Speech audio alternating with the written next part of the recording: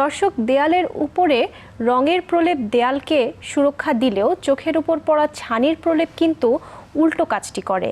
তাই চিকিৎসকের মতে চোখের ছানিকে কোনোভাবেই পুষে রাখতে নেই। সময়ের সঙ্গে পাল্লা দিয়ে চোখের ছানি চিকিৎসায় সবচেয়ে কার্যকর এক মাধ্যম হচ্ছে সঠিক প্রযুক্তি এবং লেন্সের ব্যবহার। উন্নত প্রযুক্তি এবং এই লেন্সেও রয়েছে নানা প্রকার ভেদ। এক্ষেত্রে সঠিক লেন্স ও প্রযুক্তির ব্যবহার অত্যন্ত জরুরি। চোখের ছানি চিকিৎসায় এই গুরুত্বপূর্ণ বিষয়টি নিয়েই আমাদের আজকের আলোচনা। সুপ্রিয় দর্শক, সকলকে স্বাগত জানাচ্ছি চোখ ও দৃষ্টিশক্তির চিকিৎসা নিয়ে ঢাকা আই কেয়ার হসপিটাল নিবেদিত RTVর সুস্থ চোখ স্বচ্ছ দৃষ্টি অনুষ্ঠানে। নিয়মিত সাপ্তাহিক এই আয়োজনে চোখের ছানির চিকিৎসায় লেন্স ও প্রযুক্তির ব্যবহার বিষয়ে আজকের আলোচনায় সঙ্গে রয়েছেন দীর্ঘদিনের অভিজ্ঞ ও সফল চিকিৎসা ব্যক্তিত্ব ঢাকা আই কেয়ার হসপিটালের senior consultant, smile, LASIK, phaco ও গ্লোকোমা বিশেষজ্ঞ doctor Harun Rashid sir. Sir, আপনাকে স্বাগত জানাচ্ছি আমাদের আজকের এই পর্বে। কেমন আছেন স্যার? ভালো আছি, তুমি কেমন আছো? আমি খুব ভালো আছি স্যার। আজকের বিষয়টি আসলে খুবই প্রাসঙ্গিক একটি বিষয়। একজন রোগী ছানির চিকিৎসা করাতে এসে উনি একটু দ্বিধাদ্বন্দ্বে ভোগেন যে আসলে কোন লেন্সটি ভালো এই বিষয় নিয়ে। এই বিষয়ে আসলে গভীরে যাবার আগে স্যার আপনার কাছে জানতে চাইবো, ছানি বলতে আমরা কি বুঝি, ছানির আধুনিক চিকিৎসা কি? চলো মডেল দিয়ে বুঝে নিই। চোখের ভেতরে আমাদের একটি স্বচ্ছ প্রাকৃতিক লেন্স রয়েছে। এই লেন্সটি কোনো কারণে যদি ঘোলা হয়ে যায় সেটি হলো চোখের ছানি। ছানি মানে পর্দা নাই। চলো আমরা ছবি দিয়ে আমরা দর্শকদেরকে বুঝিয়ে দিই। লক্ষ্য করো, বাম দিকের চোখের যে প্রাকৃতিক লেন্সটি সেটি স্বচ্ছ, কিন্তু ডান চোখের যে ভেতরের লেন্স সেটি ঘোলা হয়েছে। এটাই হলো চোখের ছানি বা ক্যাটারাক্ট। এর পরের ছবিতে আমরা দেখব, লক্ষ্য করো, ডান চোখের ভেতরের প্রাকৃতিক লেন্সটি স্বচ্ছ রয়েছে, কিন্তু বাম চোখের লেন্সটি ঘোলা হয়েছে, অর্থাৎ বাম চোখে ছানি পড়েছে। এর পরের ছবিতে আমরা দেখব চোখে ছানি রয়েছে এবং ছানির একমাত্র চিকিৎসা হচ্ছে ঘোলা ছানিটিকে অপসারণ করে চোখের ভেতরে কৃত্রিম একটি লেন্স বসিয়ে দেওয়া। আসলে এই লেন্সটি বেশি দিন আবিষ্কৃত হয়নি, 70 বছরের মতো লেন্স আবিষ্কার হয়েছে। এর আগে কিন্তু মানুষের চোখের ছানি অপারেশন করে লেন্স বসানো হতো না। আমাদের নানি দাদিদের দেখেছে অনেক মোটা পাওয়ারের চশমা পড়তে। অর্থাৎ এই লেন্স আবিষ্কার ছিল একটি যুগান্তকারী বিষয়, একটি ঐতিহাসিক বিষয়। ধন্যবাদ স্যার। আপনি বলছিলেন যে লেন্স আবিষ্কারের বিষয়টি, আপনার কাছে ইন্ট্রাঅকুলার লেন্সের ইতিহাস সম্পর্কে একটু জানতে চাইব। দেখো, আসলে এই ইতিহাসটি অত্যন্ত ইন্টারেস্টিং। দ্বিতীয় বিশ্বযুদ্ধের সময় যে সমস্ত বৈমানিকরা যুদ্ধ বিধ্বস্ত প্লেন নিয়ে আক্রান্ত হতো, তাদের চোখের ভেতরে প্লেনের যে ক্যানোপিস, যেগুলো প্লাস্টিকগুলো, সেগুলো টুকরো টুকরো চোখের ভেতরে প্রবেশ করতো। একজন তরুণ ব্রিটিশ চিকিৎসক স্যার হ্যারল্ড রেডলি, উনি দেখতে পান যে এই প্লাস্টিকগুলো চোখের ভেতরে দীর্ঘদিন ধরে বছরের পর বছর রয়েছে, কিন্তু কোনো রকম পার্শ্ব প্রতিক্রিয়া বা বিরূপ প্রতিক্রিয়া ছাড়াই। সেখান থেকে ওনার মাথায় বুদ্ধি আসে যে উনি কিভাবে এই লেন্সটিকে রিশেপ করে, আকৃতি চেঞ্জ করে লেন্সে পরিণত করা যায়। সেখান থেকে চল আমি স্যারকে পরিচয় করিয়ে দিই। ইনি হচ্ছেন স্যার হ্যারল্ড রিডলি, যিনি father of the modern intraocular lens. 29শে নভেম্বর 1949 সালে প্রথম একজন ব্রিটিশ বৈমানিকের চোখে এই অপারেশন করে লেন্সটি বসানো হয়। চলো আমরা এর পরের ছবি দিয়েই আমি দর্শকদের বুঝিয়ে দিই। এটি হচ্ছে সেই প্রথম ইন্ট্রাঅকুলার লেন্স। এখনকার ইন্ট্রাঅকুলার লেন্স থেকে একটু পার্থক্য। এর পরের ছবিতে আমরা দেখব, আমার সুযোগ হয়েছিল 2014 সালে লন্ডনে যখন ইউরোপিয়ান ক্যাটারাক্ট অ্যান্ড রিফ্র্যাক্টিভ সার্জনদের বাৎসরিক সম্মেলনে যোগদান করবার। সেখানে ইন্ট্রাঅকুলার লেন্স মিউজিয়াম বা জাদুঘর ছিল, সেখানে যাবার। ইংল্যান্ডের সেই ঐতিহ্যবাহী ডাবল ডেকার বাস এবং সেখানে হ্যারল্ড রিডলির ছবি, আইওয়েল মিউজিয়াম। এরপরের ছবিতে আমরা দেখব, সেখানে আমার দেখা হয়েছিল আমার ফেকো মেন্টর, যার হাতে আমার ফেকো হাতে খড়ি, 1998 সালের জানুয়ারি মাসে। অর্থাৎ 22 বছরের অধিক সময় ধরে আমি ফ্যাকো সার্জারি করছি এবং তুমি শুনে খুশি হবে যে এ পর্যন্ত 20,000-এরও বেশি আমি ফ্যাকো সার্জারি করেছি। এবং আরেকটি ছবিতে ডক্টর আভাই ভাসাবাধা, এই দুজনই হচ্ছে এই উপমহাদেশের অত্যন্ত প্রখ্যাত চক্ষু বিশেষজ্ঞ, যারা এই চোখের ফ্যাকো সার্জারিকে সারা বিশ্বে সমাদৃত করেছে। আমেরিকা, ইউরোপে, আমাদের বাংলাদেশেও ওনারা এসেছেন। বাংলাদেশের সমস্ত চক্ষু বিশেষজ্ঞের অত্যন্ত শ্রদ্ধেয় এই দুইজন মানুষ। ধন্যবাদ স্যার। আপনি বলছিলেন যে লেন্সের ইতিহাস এবং আপনার ফ্যাকো সার্জারির যাত্রা সম্পর্কে আমরা শুনতে পারছিলাম, কিন্তু স্যার আপনি বলছিলেন যে আগের লেন্সটি একটু অন্য ধরনের ছিল। এই লেন্স আসলে কি ধরনের হয়ে থাকে? আমি ছবি দিয়েই বুঝিয়ে দিই। প্রথম যে লেন্সটি সেটি হচ্ছে শক্ত লেন্স, মাঝখানের যে জায়গাটি সেটা অপটিক, এই জায়গা দিয়ে আমরা দেখি, কিন্তু পাশের যে জায়গাটা হ্যাপটিক, যে নীল জায়গাটা, এবং এই লেন্সগুলো বসানো হতো চোখের পেছনের প্রকোষ্ঠে। এর পরের ছবিতে আমরা দেখব, এবং তখন এক্সট্রা ক্যাপসুলার ক্যাটারাক্ট সার্জারি করা হতো, প্রায় 12 থেকে 14 মিলিমিটার জায়গা কাটতে হতো এবং 7 থেকে 10টি সেলাই দেওয়ার প্রয়োজন হতো, ছানিটাকে আস্ত বের করে আনতে হতো। এর পরের ছবিতে আমরা দেখব এখনও কিন্তু ছানিটাকে আমরা আস্ত বের করে নিয়ে আসি, কিন্তু কাটতে হয় অল্প জায়গা, 7 থেকে 10 মিলিমিটার, কোনো সেলাই লাগে না, কিন্তু এর পরের ছবিতে আমরা দেখব এই ধরনের অপারেশন ইনজেকশন লাগে, কোনো ব্যান্ডেজ লাগে না, কালো চশমা পড়তে হয়। পরের ছবিতে আমরা দেখব অ্যান্টেরিয়র চেম্বার লেন্স, কোনো কারণে লেন্সটি যদি তার প্রাকৃতিক জায়গায় বসানো সম্ভব না হয় তখন চোখের সামনের প্রকোষ্ঠে বসাতে হয়। এর পরের ছবিতে আমরা দেখব, এই ছবিতে লক্ষ্য করো অ্যান্টেরিয়র চেম্বার লেন্সটি চোখের সামনের প্রকোষ্ঠে বসানো হয়েছে। এর পরের ছবিতে আমরা দেখব আইরিস সাপোর্টেড লেন্স। এর পরের ছবিতে আমরা দেখব, লক্ষ্য করো অ্যান্টেরিয়র চেম্বারে আইরিসের উপরে এই লেন্সটি বসানো হয়েছে। এর পরের ছবিতে আমরা দেখব স্ক্লেরার ফিক্সিং আইওয়েল।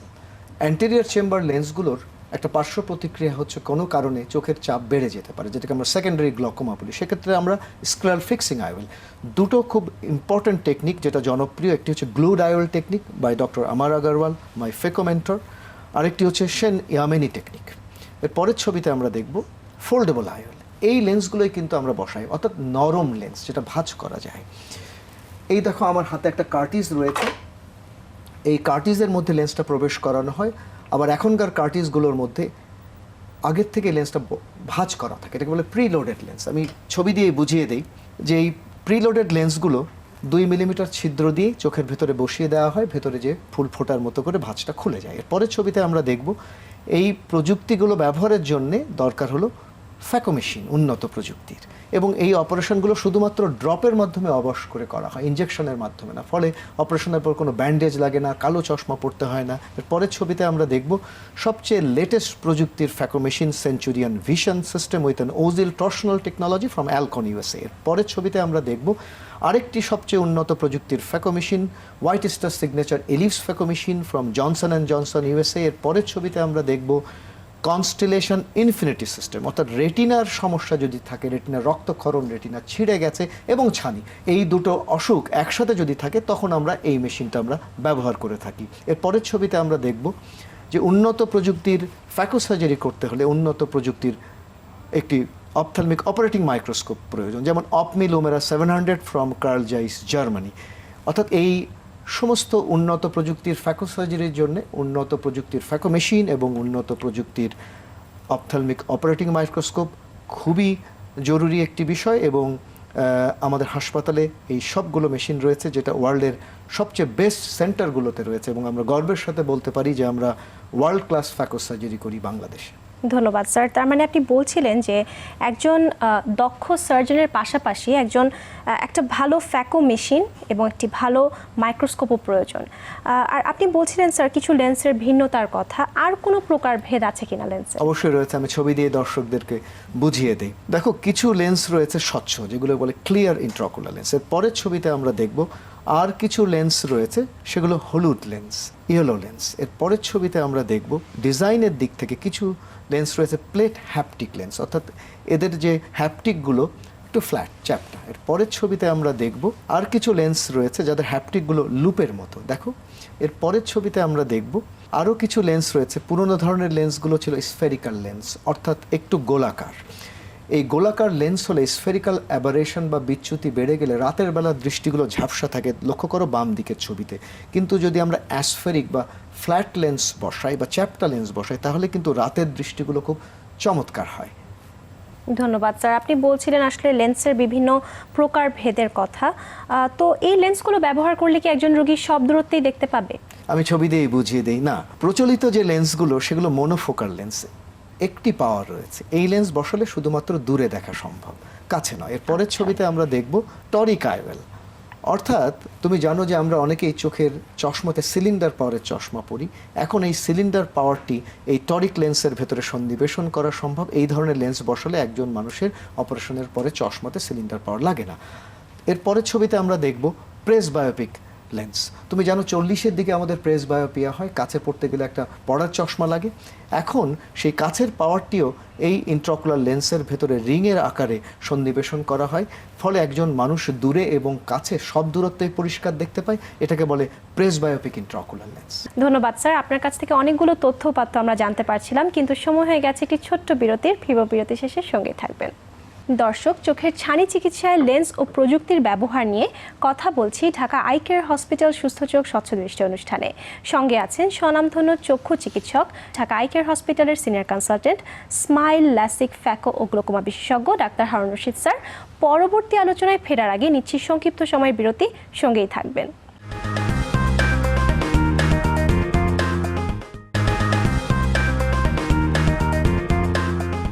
বিরতি শেষে আবারও স্বাগত সবাইকে ঢাকা আই কেয়ার হসপিটাল সুস্থ চোখ স্বচ্ছ দৃষ্টি অনুষ্ঠানে। চোখের ছানি চিকিৎসায় লেন্স ও প্রযুক্তির ব্যবহার নিয়ে আজকের আলোচনায় সঙ্গে আছেন বিশিষ্ট চক্ষু রোগ বিশেষজ্ঞ, ঢাকা আই কেয়ার হসপিটালের senior consultant, smile, LASIK, phaco ও গ্লোকোমা বিশেষজ্ঞ ডাক্তার হারুন রশিদ স্যার। ফিরছি আলোচনায়। স্যার, বিরতিতে যাবার আগে আপনি বলছিলেন বিভিন্ন ধরনের লেন্সের কথা, এটার মধ্যে একটি উঠে এসেছে, সেটি হচ্ছে প্রেস বায়োপিক লেন্স। এই লেন্স সম্পর্কে একটু বিস্তারিত আমাদের ধারণা দিন। ছবি দিয়ে বুঝিয়ে দেই। প্রেস বায়োপিক লেন্স প্রথম যেটি এসেছিল রিফ্র্যাক্টিভ আইওয়েল, আলোর প্রতিসরণের উপরে ভিত্তি করে। এর পরের ছবিতে আমরা দেখব রিফ্র্যাক্টিভ আইওয়েলের যে সমস্যাগুলো, কাছে দেখতে সমস্যা হওয়া, রাতের বেলা সমস্যা, সেগুলো এখন ডিফ্র্যাক্টিভ আইওয়েল, অর্থাৎ আলোর বিচ্ছুরণের উপরে ভিত্তি করে। এর পরের ছবিতে আমরা দেখব বাইফোকাল আইওয়েল। বাইফোকাল, বাই মানে দুই, দূরে এবং কাছে। এর পরের ছবিতে আমরা দেখব অ্যাকোমোডেটিভ আইওয়েল। প্রচলিত এখনকার যে লেন্সগুলোতে রিং থাকে, অ্যাকোমোডেটিভ আইওয়েল হলো আমাদের প্রাকৃতিক যে লেন্স, সেটা কিন্তু অ্যাকোমোডেশন হয়, বাট এই লেন্সগুলো বসানোর পরে কিছু কিছু পার্শ্ব প্রতিক্রিয়ার কারণে এগুলো অতটা জনপ্রিয় হয়নি। এর পরের ছবিতে আমরা দেখব এক্সটেন্ডেড ডেপথ অফ ফোকাস বা ইড অফ আইওয়েল, যেমন সিম্ফনি, অ্যাটলারা। এগুলোতে দূরে এবং মাঝামাঝি ইন্টারমিডিয়েট পজিশনের পাওয়ার আছে, ফলে যারা কম্পিউটারে কাজ করে তাদের জন্য খুব ভালো। পরের ছবিতে আমরা দেখব ট্রাইফোকাল আইওয়েল। ট্রাই মানে তিন, দূরে, মাঝে, কাছে। এই তিন দূরত্বেই চমৎকার দেখা সম্ভব ট্রাইফোকাল লেন্সের মাধ্যমে, যেমন প্যানঅপটিক্স, অ্যাটলিজা, ট্রাই। এর পরের ছবিতে আমরা দেখব প্রেসবায়োপিক টরিক লেন্স। আমরা সিলিন্ডার লেন্সের কথা বলছিলাম, অর্থাৎ যাদের চশমার পাওয়ার সিলিন্ডার রয়েছে, তারা যদি কাছে চশমা ছাড়া দেখতে চায় তাহলে তাদের প্রেসবায়োপিক টরিক লেন্স, যেমন বাইফোকাল টরিক, ইডফ টরিক বা ট্রাইফোকাল টরিক, এই লেন্সগুলো আমরা বসাতে পারি। পরের ছবিতে আমরা দেখব, এটি হচ্ছে এই প্রেসবায়োপিক ইন্ট্রাঅকুলার লেন্সের ব্যাপারে আমার যথেষ্ট প্যাশন রয়েছে এবং তারই হাত ধরে জাতীয় পর্যায়ে এবং আন্তর্জাতিক পর্যায়ে আমাকে বিভিন্ন টক দিতে হয়। সম্প্রতি এবছরই ফেব্রুয়ারি মাসে ভারতের দিল্লিতে অনুষ্ঠিত অল ইন্ডিয়া অপথলমিক সোসাইটির আমন্ত্রণে একজন গেস্ট ফ্যাকাল্টি হিসেবে আমি কিনোট স্পিচ আমি দিয়েছিলাম প্রেসবায়োপিয়া আইওয়েলের উপরে। এর পরের ছবিতে আমরা দেখব এবং অল ইন্ডিয়া অপথলমোলজিক্যাল সোসাইটির বর্তমান প্রেসিডেন্ট ডক্টর মাহিপাল সাচদেব, প্রাক্তন প্রেসিডেন্ট ডক্টর এস নটরাজন এবং সেক্রেটারি জেনারেল প্রফেসর নম্রতা শর্মা আমাকে ক্রেস্ট এবং সার্টিফিকেট দিয়ে ভূষিত করে এবং বাংলাদেশ থেকে অনেক চক্ষু বিশেষজ্ঞ প্রতি বছরই এই সর্বভারতীয় চক্ষু বিষয়ক সম্মেলনে যোগদান করেন। এমনকি এখনকার বাংলাদেশের চক্ষু চিকিৎসক সমিতির বিভিন্ন বিশেষজ্ঞগণ এশিয়া প্যাসিফিক, এমনকি ইউরোপ আমেরিকার যে বিভিন্ন আমেরিকান একাডেমি অফ অপথলমোলজির কনফারেন্সেও যোগদান করে থাকে। ধন্যবাদ স্যার, এটি আসলে আমাদের দেশের জন্য খুবই গৌরবের একটি বার্তা। স্যার, আপনি বলছিলেন যে সঠিক পাওয়ারের লেন্স আসলে কতটা জরুরি, সেটি যদি না বসানো যায় তাহলে কোনো চিকিৎসা ব্যবস্থা আছে কিনা? হ্যাঁ, প্রথমত সঠিক পাওয়ারের লেন্স বসানো আমাদের চেষ্টা করা উচিত। কোনো কারণে সেটি সম্ভব না হলে সেটা ল্যাসিক বা স্মাইল করে পাওয়ারটা আমরা ঠিক করে দিতে পারি। অনেক সময় বেশি যদি অ্যাবনর্মালিটি হয়, অনেক পাওয়ারের তারতম্য হয়, সেক্ষেত্রে আমরা লেন্সটাকে বের করে নিয়ে আসি, যেটাকে আমরা আইওল এক্সপ্লান্টেশন বলি, এবং পরবর্তীকালে নতুন একটা লেন্স বসাতে হয়, সেটাকে আমরা আইওল এক্সচেঞ্জ বলি। এছাড়া আমি ছবি দিয়ে বুঝিয়ে দিই, আমরা অ্যাড অন আইওয়েল বা সাপ্লিমেন্টারি আইওয়েল, যেটাকে আমরা পিগি ব্যাক আইওয়েল বলি, অর্থাৎ লেন্স যেটি বসানো আছে, ধরো 20 পাওয়ারের লেন্স, আর এক লাগবে 21 পাওয়ারের, আমরা হয়তো আর 1 পাওয়ারের লেন্স যোগ করে দিলাম। এর পরের ছবিতে আমরা দেখব এছাড়া নতুন প্রযুক্তি আসছে, সেটি হচ্ছে লাইট অ্যাডজাস্টেবল, অর্থাৎ লেন্স বসালে সেখানে যদি আমরা আল্ট্রাভায়োলেট লাইট দেই তাহলে এই লেন্সটির পাওয়ার পরিবর্তন হয়ে সঠিক পাওয়ার হতে পারে। এর পরের ছবিতে আমরা দেখব লেজার প্রযুক্তি ব্যবহার করে, ফেমটোসেকেন্ড লেজার ব্যবহার করে আমরা পারফেক্ট লেন্স লেজার সিস্টেম বা লিরিকের মাধ্যমে আমরা একটা মনোফোকাল লেন্সকে প্রেসবায়োপিক লেন্সে বা প্রেসবায়োপিক লেন্সকে মনোফোকাল লেন্সে আমরা রূপান্তরিত করতে পারি, যদিও সেটি পরীক্ষামূলক পর্যায়ে রয়েছে। ধন্যবাদ স্যার। আপনি বলছিলেন প্রথমেই যে লেন্সের পাওয়ার নির্ণয় করাটা আসলে খুবই জরুরি, এটি আপনারা কিভাবে নির্ণয় করেন? আমি ছবি দিয়ে বুঝিয়ে দিই। লেন্সের পাওয়ার আমরা নির্ধারণ করি বায়োমেট্রির মাধ্যমে। সেই বায়োমেট্রির দুটো পদ্ধতি, একটি হচ্ছে শব্দ প্রযুক্তির আল্ট্রাসনিক বায়োমেট্রি, সেটি দু ধরনের রয়েছে, কন্ট্যাক্ট এবং ইমার্শন। কন্ট্যাক্টের চাইতে ইমার্শন বেশি নির্ভুল, তবে স্টেট অফ আর্ট টেকনোলজি হচ্ছে অপটিক্যাল বায়োমেট্রি। আমি ছবি দিয়ে বুঝিয়ে দিই। IOL master 700T from Carl Zeiss Germany, এটি হলো সবচেয়ে বেস্ট বায়োমেট্রি মেশিন যেটা আমরা আমাদের হসপিটালে ব্যবহার করছি। পরের ছবিতে আমরা দেখব Pentacam AXL with Corvis ST from Oculus Germany, এটিও খুবই উন্নত প্রযুক্তির একটি অপটিক্যাল বায়োমেট্রি। এর পরের ছবিতে আমরা দেখব এই পেন্টাক্যাম AXL এর মাধ্যমে আমরা কারোর চোখের কর্নিয়া স্বাভাবিক আছে কিনা তার মানচিত্রের মাধ্যমে আমরা পেতে পারি। যেমন অনেকের কর্নিয়া পাতলা হয়ে যায়, একটা অসুখ কেরাটোকোনাস, তাদের যদি ছানি পড়ে তাদের কিন্তু সব ধরনের লেন্স চোখের ভিতরে বসানো যায় না, সেই বিষয়টি জানা প্রয়োজন হয়। এর পরের ছবিতে আমরা দেখব অনেকের চোখের চাপজনিত গ্লোকোমা রোগ থাকতে পারে, রেটিনার জটিলতা থাকতে পারে, সেই বিষয়গুলো ফ্যাকো সার্জারির আগে নির্ধারিত হওয়া দরকার, তা না হলে সেই রোগীরা কিন্তু ভালো দেখবেন। এর পরের ছবিতে আমরা দেখব, তুমি জানো আমরা অনেকেই চোখের শুষ্কতায় ভুগে থাকি, প্রচলিতভাবে আমরা চোখে কৃত্রিম অশ্রু দেই। এর পাশাপাশি আরও এক ধাপ এগিয়ে গেছে চোখের শুষ্কতার চিকিৎসা, লিপিভিউ, লিপিফ্লো, ড্রাই আই ডায়াগনস্টিক এবং ট্রিটমেন্টের মাধ্যমে, যেটা আমরা বাংলাদেশে প্রথম করছি। অর্থাৎ ভালোভাবে সব কিছু দেখে শুনেই তারপরে চোখের ভেতরে একটি লেন্স বসিয়ে দেওয়া উচিত। ধন্যবাদ স্যার, আপনার কাছ থেকে অনেকগুলো তথ্য জানলাম। আমরা জানি যে ঢাকা আই কেয়ার হসপিটালে সম্প্রতি আপনারা জাইস ক্যাটারাক্ট সুইটের মাধ্যমে ফ্যাকো সার্জারি করছেন, এই বিষয়টি একটু বিস্তারিত জানাবেন। ছবি দিয়ে বুঝিয়ে দিই। তুমি যথার্থই বলেছো, ক্যালিস্টো আই এটি হচ্ছে digital markerless solution, IOL master 700 biometry machine এবং ক্যালিস্টো আই এবং লুমেরা 700 মাইক্রোস্কোপ। এই তিনটি যন্ত্রের মধ্যে একটা মেল বন্ধন বা সেতু বন্ধনের সৃষ্টি হয় forum eye care data management সিস্টেমের মাধ্যমে। এটি হচ্ছে জাইস ক্যাটারাক্ট সুইট মার্কারলেস। এটাই আমরা বাংলাদেশে প্রথম সবচেয়ে উন্নত প্রযুক্তির ডিজিটাল পদ্ধতিতে ফ্যাকো সার্জারি করছি, ফলে রোগীদের ফ্যাকো সার্জারি সবচেয়ে নিখুঁত এবং নির্ভুলভাবে সম্পন্ন হচ্ছে। ধন্যবাদ স্যার। শেষ প্রশ্ন আপনার কাছে, যে রোগীরা প্রায় কিন্তু দ্বিধাদ্বন্দ্বে ভোগেন যে আসলে কোন লেন্সটি সবচেয়ে ভালো, এই বিষয়টি একটু আমাদের দর্শকদের উদ্দেশ্যে একটু বলবেন। দেখো, কোন লেন্সটি সবচেয়ে ভালো সেটা যতটা না প্রয়োজন, সবচেয়ে রোগীর জন্য প্রয়োজন যে কোন লেন্সটি তার চোখের জন্য ভালো। আমি ছবি দিয়ে বুঝিয়ে দিই। কেউ হয়তো পড়তে ভালোবাসে, কেউ হয়তো কম্পিউটারে বা মোবাইল ফোনে থাকতে ভালোবাসে, কেউ হয়তো গল্ফ খেলতে ভালোবাসে, কেউ হয়তো অভিনয় শিল্পের সাথে জড়িত, নৃত্য শিল্পের সাথে জড়িত। পরের ছবিতে আমরা দেখব যে অনেকে আবার কাছে পড়ার যে দূরত্ব, এক একজনের কিন্তু এক এক রকম। অর্থাৎ এই পুরো ব্যাপারটা নির্ভর করছে একজন মানুষের দেখবার চাহিদার উপরে। আবার আমরা দেখিয়েছি যে এক একজন মানুষের চোখে ছানি ছাড়াও অনেক ধরনের অসুখ বিসুখ থাকতে পারে। অর্থাৎ সব লেন্স সব রোগীর জন্য নয়। এটা চক্ষু বিশেষজ্ঞ বা চক্ষু বিশেষজ্ঞ মনোনীত হাসপাতালগুলোতে যে সার্জিক্যাল যে কাউন্সেলর বা পরামর্শক রয়েছে, তারাই এই বিষয়টি রোগীর জন্য নির্ধারণ করে, সেটাই রোগীর জন্য মঙ্গল। ধন্যবাদ স্যার। এই করোনার এই মহামারীতে এইরকম একটা পরিস্থিতিতে কি আসলে ক্যাটারাক্ট সার্জারি করা বা ফ্যাকো সার্জারি করা কতটা আসলে নিরাপদ, এই বিষয়টি যদি একটু বলতেন। যথেষ্ট নিরাপদ। আমরা স্বাস্থ্যবিধি মেনেই রোগীকে মাস্ক পরিয়েই আমরা এখন চোখের ফ্যাকো সার্জারি নিয়মিতভাবে করছি, আইনসম্মতভাবে, বিধিসম্মতভাবে আমরা স্বাস্থ্যবিধি মেনেই সেটা আমরা সম্পন্ন করছি। স্যার, এরই মাঝে একটু বলতে চাই যে আপনারা ঢাকা আই কেয়ার হসপিটালে কিভাবে ফ্যাকো সার্জারি করে আসছেন, এটির একটি সচিত্র প্রতিবেদন আমরা দেখব। নিশ্চয়ই।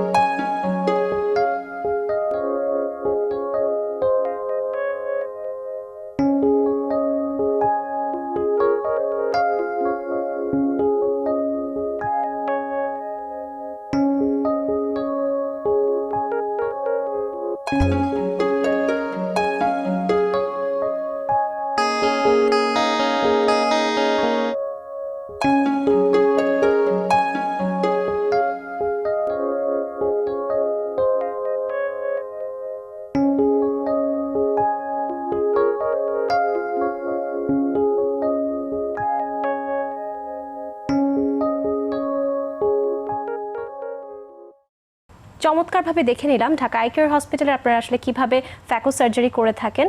আপনাকে অনেক অনেক অনেক ধন্যবাদ। তোমাকেও ধন্যবাদ, আরটিভির সকল দর্শক এবং আরটিভিকেও ধন্যবাদ। ধন্যবাদ স্যার।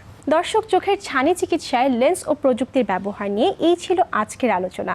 আশা করছি ছানি চিকিৎসার সফলতায় সঠিক লেন্স ব্যবহার সম্পর্কে যে তথ্যগুলো এতক্ষণ আমরা পেয়েছি তা অবশ্যই চোখের ছানি চিকিৎসায় সচেতনতা তৈরি করতে সহযোগিতা করবে। সবার জন্য সুস্থ সুন্দর নিরাপদ জীবনের প্রত্যাশায় আগামী অনুষ্ঠান দেখার আমন্ত্রণে আজকের মতো বিদায় নেব। সবার জন্য অনেক শুভকামনা।